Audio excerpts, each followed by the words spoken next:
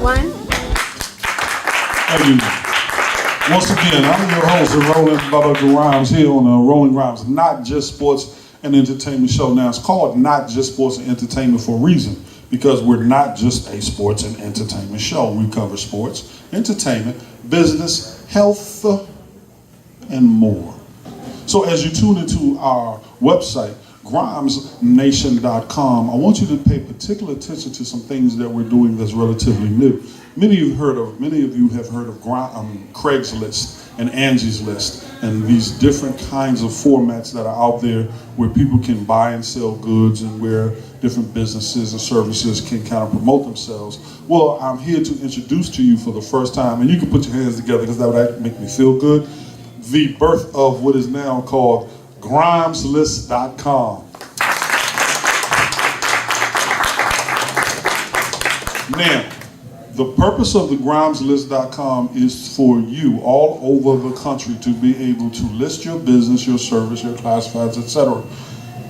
at a price that's more affordable than any place else that you can. So if you have anything that is less expensive than me, then you call me so I can drop my price so that you're good. That was actually a joke. Y'all didn't really believe it. Nonetheless, GrimesList.com, and we're going to tell 17 million people about this over the next 6 weeks. And I'm going to lose probably 430 pounds doing it, but I'm going to do it. And then I'm going to do a documentary on how to kill yourself, telling so many people about your service that you don't have enough time to live to enjoy the fruits and benefits of it. I've done it twice before. This is actually my third life in Njeri. Yeah. First time I was here, I was a llama. Second time I was Michael Jackson. The third time I'm Roland Bubba GRIMES. So I am back here on our real estate channel with Miss Njeri Clark, but I want you to also put your hands together for my esteemed guest, and I'm going to call him a colleague because I just love this dude. He is a realtor also in the Washington, D.C. metropolitan area. He's a motivational speaker. He is a trainer. He's a coach, and he's also, how do I say this, a very, very dynamic thinking individual. Put your hands together, ladies and gentlemen, for Mr. Mark Ellington. Mark, welcome to the set for the 437th time that you've been on here, man. I always enjoy it, so thank you. Man, and you always look better. Mark was actually used to be my size. He won't admit it. What's so funny about you? No, he wasn't. Mark, we talked about the market crash. Now we're talking about the market rebound, and I can get into this kind of stuff all day long. Do me a favor, if you would, and give me sort of a quasi-definition of what the market is in an area like Washington, D.C., Northern Virginia, Maryland. Give me your quasi-definition of what the market is like today. The market today is very, very interesting. It's interesting because it's changing underneath people's eyes. They don't really realize the change that's going on. They think that, oh, well, you know, the market's getting better. The market's already gotten better in certain areas, and in certain areas it hasn't. But when you say areas, you mean geographic areas? Okay. But there's areas that do not see the growth yet. However, what people are missing is the plan. All of this is done through plans, and there are economic plans that are done every 20 years, and those plans develop an area, and that kind of leads the trends in real estate. It happened 20 years ago with DC, and the trends that went through DC, and people got upset with the gentrification that happened, where people blamed all these different people and said, oh, well, DC is this and DC is that, and like Chuck said earlier, you know, years ago, you know, maybe 6-7 years ago, you could buy a house for $200. That's now $700,000. That's not by accident. That's a plan. And if you follow the plan and follow the money, you can know where the market is going. So if you ask me the question, where is the market today? The market today is in certain geographic areas like DC, and parts of DC have exploded and almost have become unaffordable.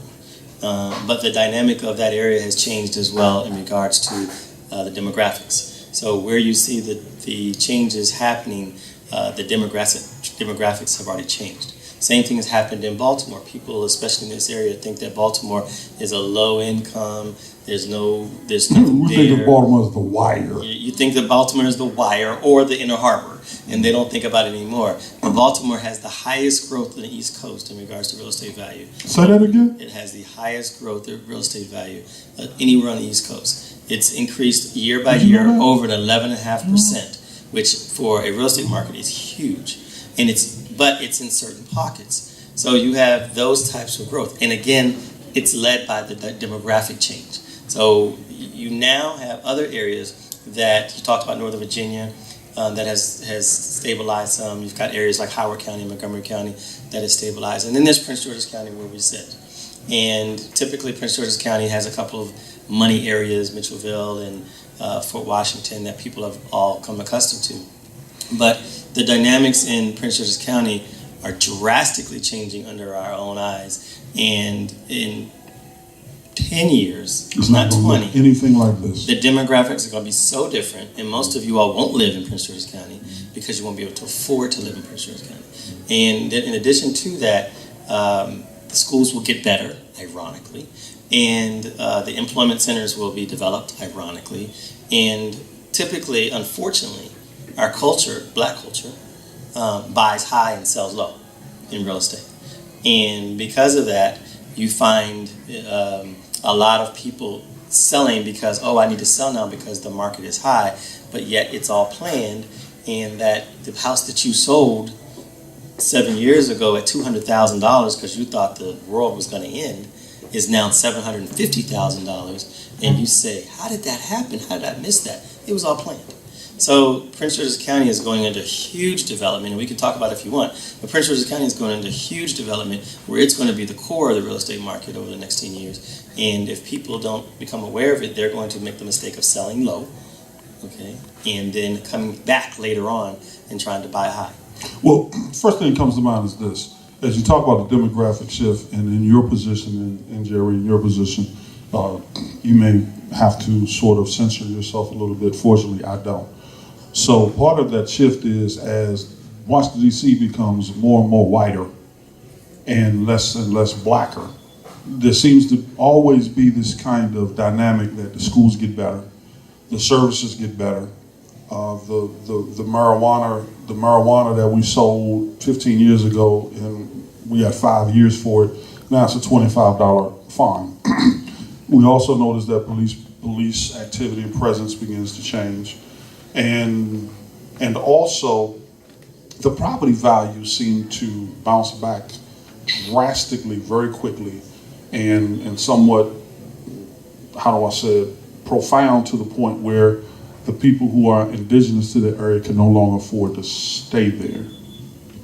Now, this dynamic is not only happening in the Washington, D.C. area, it's happening in other cities as well. Absolutely.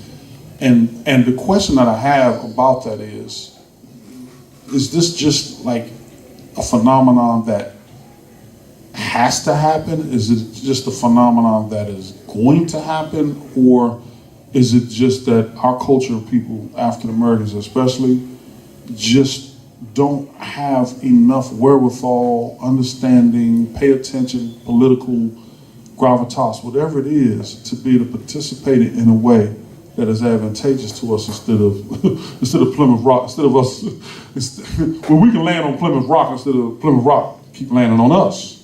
Or we need to know that we're on Plymouth Rock. Okay. But your question was, does it have to happen? It has to happen because there's always going to be change. And whether or not you're a part of the change or you're part of the past before the change is up to you. It's a choice. But it's not a phenomenon. It's a plan. None of this happens by chance. None of this happens, just like the stock market doesn't happen by chance, neither does the real estate, the gentrification and the changing of the neighborhoods happen by chance. Who makes these plans? The government. The government. I mean, it's the government drives most of employment centers, and especially in this area. It's right, it's the major employer. Yes. So when you have the change or shift in employment centers, that's where you're going to see the change and shift in money. Just if I can take a second. Mm-hmm. Over the last 5 years, there's been, I'll let you guess, Roland. In the last 5 years, how much money has been invested in Prince George's County? In the last 5 years, how much money has been invested in Prince George's in regards County? to investment in the land, investment in employment centers over the last 5 years? How much money has it been invested? 50 billion. Well, it would be great, but no, it's not that high.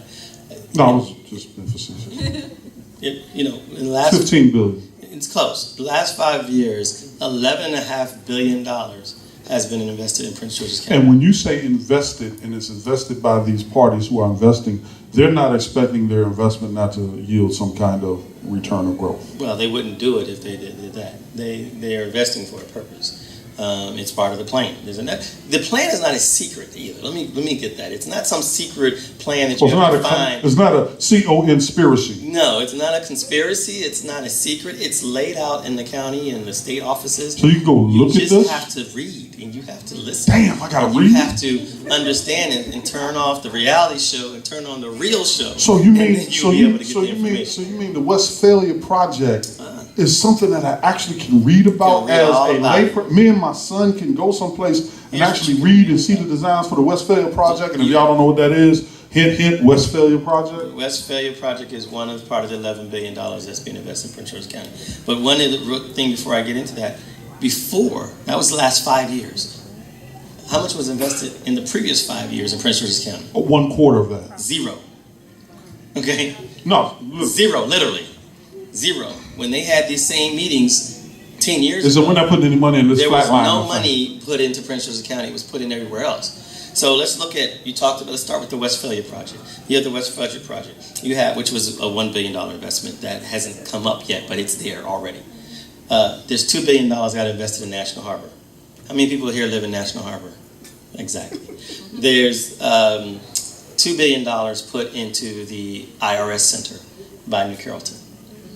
There is there's right now $1.5 billion have been allocated and started to be invested in Suitland, Maryland.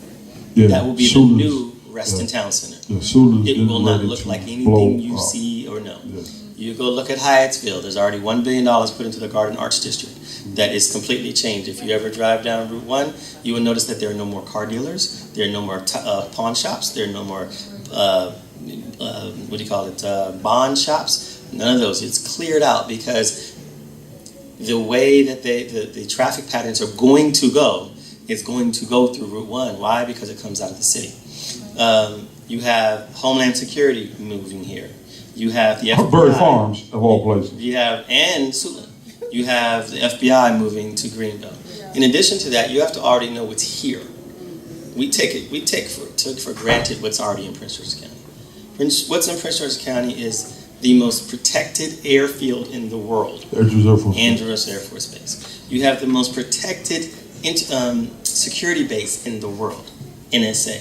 And you say it's in Anne Arundel County, but you can't get to it without passing over Prince George's County. There's no other way to get there.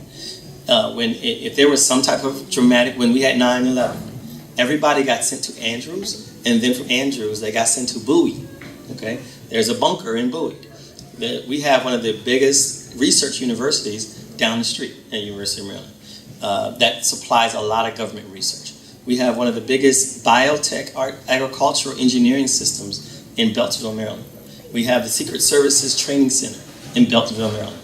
We have all of these facets that are in this city, in this county, all are derived from the federal government and the state government needing access to this. The archives are in Prince George's County. Right. All of Smithsonian's treasures that aren't in the museum is in Prince George's County. So all of that is creating all of this value, and it's something that they knew 10 years ago, and then they said, well, how do we do this? Because we all like Prince George's County because of one thing. It's convenient. We can get anywhere we want to in 20 minutes. They're tired. I say I'm being politically correct. They're tired of sitting on 270. They're tired of sitting on 66. They're tired of sitting on 495. Time and time and time again. There's a $2 billion investment in the Purple Line. It comes from Bethesda all the way over to New Carrollton. That's not to get you to Bethesda. Now all of this is public record. Everything is public. I'm not telling you anything. So where do we access? Because my girl Marquisha behind the camera is like, I want to read about this stuff. Where do we access some of this information? The county has a 20-year plan. Just go down to the county and ask them for it. Gotcha. Go down to the county. Where Go is down that? to the county administration building is right on Odin Bowie Road. Bowie Road. That's it. Upper Right by the Marlboro, lake. Maryland. Upper Marlboro, Maryland. My man. Well, before we take a station break, I want to bring my next esteemed co-host. Actually, you're not going to see him on camera yet. I'm saving him for last for an obvious reason, which you'll see in a little bit. But he's got a couple of questions that we're going to pose to our panelists. And one of the things I'm hearing a lot about is this concept of the short sale.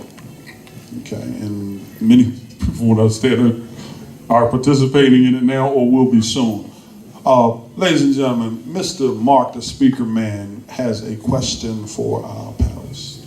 Yes, panelists. What is the short sale and why are they so, quote, quote, popular right now? Yes. Okay. A short sale is when the bank allows a borrower or home buyer or homeowner rather to sell their property for less than what's owed on it. And we talked about the crash, the market crashing back in 2008, where a lot of people owed much more on their home than what it was worth.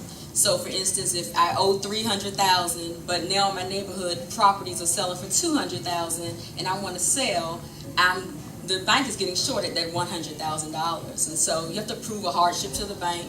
Anybody just couldn't sell their property as a short sale. The bank has to approve it, and so the bank is getting short at that $100,000, and that's what's. So they're accepting it, and then you're out of the house, and you don't owe the balance of that. Most of the time, and I can't say all the time, and you may have more knowledge of this, but none of my clients have received what we call a deficiency judgment, where you would owe that excess of $100,000. I have heard of some credit unions actually coming back to homeowners who have foreclosed, not sold their property as a short sale, but have actually foreclosed, and they've come back and asked the home buyer or homeowner for that excess money. So, and you ask why are they so popular? They're popular just because, especially here in PG County, because this was one of the major counties hit when the market crashed, where most homeowners were just upside down. A lot of people refinanced. So, for instance, if you owned a home for $100,000 and in 2005 you were told that it was worth $200,000, you may have taken out $50,000 to pay off your child's tuition or something like that. So now you owe much more on it than what you paid for it, and now you only can sell it for $100,000. Right. So it just was really. So you might as well just keep living in it, right? Oh, but you can't afford to keep living in it. Well, some people have chosen to just live in the properties, and that's why now I found that there's a shortage of homes, especially in PG County, maybe in DC too. There's definitely a shortage of inventory. Yeah, definitely. And the short sales have gone down. They're only making about 5% of the market, whereas 2 years ago they were making about 25% of the market. Same thing with foreclosures have gone down.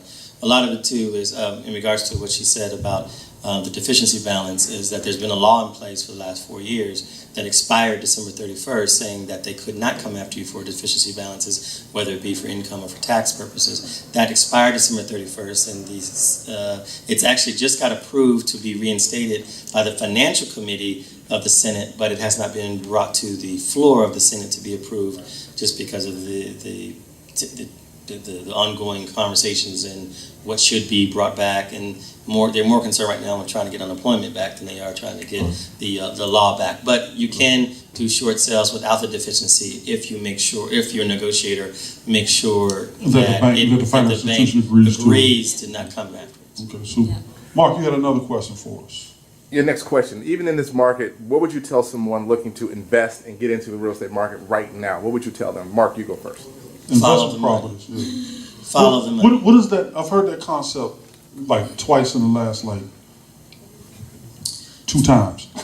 What does follow the money mean? The money starts with what I talked about, the plan. Gotcha. It's unfortunate, but before we ever move someplace, we're buying it from somebody who followed the money. And so by the time we get it, a lot of times it's high. And so we think, oh, we got this deal, just like when they started all these other communities in Prince George's County 15, 20 years ago, and everybody moved these big houses and moved these big yards. People already had bought around and had raised the prices, and then we showed up and raised the prices even more. So that created some of the short sale issues as well. But follow the money to me means that when a neighbor, you can't wait for the neighborhood to look pretty. You have to envision you it's have to going to look be at something. what the plan is and go after the plan, because the color of money is green. However, I'm sorry, but the real estate color of money is white and gray. And I say that because if the typical people that move into the marketplaces first are white investors and gay investors. And that's who moves into the markets first, because they got the plan, they know what's going on, and they go buy it real cheap, and they renovate it, and they sell it to you, and you buy it for a big price, and then because I've now moved up in the world, because and you think I'm you're one of great the now, Jeffersons, and I moved up on the east but side. you missed it. I missed it. He made $300,000. He made all his money, and he went to the next place. And can I just add one thing? Please do. That's what you're here for. A couple of years ago, when the market, people were scared of buying in this market, and prices were very low here in PG County where I specialize. Even in parts of Montgomery, I'm going to say mainly PG County. I was trying to get a lot of my clients to buy homes, but they were afraid. Investors, they were not afraid. They came and bought everything from condos to the single families to townhomes. Right now, there are so many rentals on the market you just couldn't believe. And they're holding them. They're doing what we call a buy and hold. So they're holding them, and then soon they may liquidate. I'm not sure what they're going. Liquidate their assets or do whatever they're going to do. But it made it very hard for the clients that I did have to really get into the market or to buy their first home back a couple of years ago. One example is I had a buyer. She was a single mom. She was looking for a townhome. She was only approved to about $150,000. Every time we found something, investor got scooped up before investor beat her out. They saw her coming. They were paying cash. Yeah, they were paying cash. So she couldn't get in, and she still didn't get in. Her credit score ended up dropping, and she has nothing to this day. But those same homes that we were looking at a couple of years ago went from 150, now they're maybe 230,000. So had she been able to buy, she would have equity. She may have been able to sell it or make some money for herself, or just have something to pass on, or just an asset. Okay. So a couple of hot areas, just real quick, are Suitland, Hyattsville, Capitol Heights, Roland Park in Baltimore, Bolton Hill in Baltimore, Baltimore City by the Maryland Hospital, not by Johns Hopkins, and Petworth and a couple of areas in D.C. Okay. So you just got a great investment real estate lesson. Mark, did you have another question on your super? This is what we're going to do, folks. We're going to take a station break for a minute, and I'm going to invite my good friend Mark up to take my place while I go refresh myself. And when he does, we're actually going to open the floor up for questions from the audience. So if you need an index card to write your question down so you can remember, I don't have any. Rolling Bubble Grimes, sit tight. I'll be back shortly. Rolling Grimes, not just sports and entertainment show. You won't hear this anyplace else, so tune in. We'll be right back.